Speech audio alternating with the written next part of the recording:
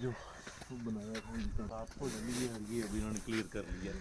ये ऊपर छत क्लियर था, हो गई उत्तू जी सर, रहेगी थोड़ी रह गई है, मिट्टी से तो लिबड़ी है, गारंटी बननी तो लिबड़ी है, लिबड़ी रह गई है ना।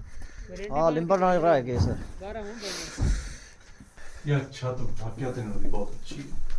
नहीं वेख के सफाई बड़ी है, रूह खुश हो गया।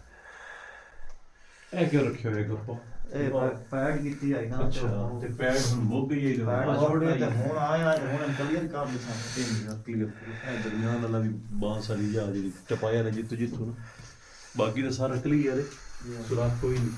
ਹਾਂ ਜਾਲਾ ਬਣ ਗਿਆ। ਇਹ ਤਾਂ ਚਲੋ ਜਾਲਾ ਬਣ ਗਿਆ, ਇੱਕ ਰੱਖ ਲੈ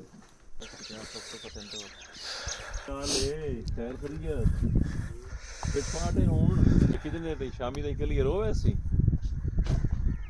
ਕਿ ਲੜਕਾਈ ਰੱਖਿਆ ਸੀ ਤੇਰਾ ਮਾਸੜ। नहीं सर नहीं लड़का ਇਹ ਮਾਮਾ ਦਾ ਇਮਾਨ ਤੇ ਉੱਤੇ ਵੀ ਦੋ ਜੇ ਤੇਰੇ ਮਾਮੇ ਦੇ ਈਮਾਨ ਤੇ ਤਾਂ ਵੱਧ ਤਾਂ ਕੰਮ ਹੋ ਗਿਆ।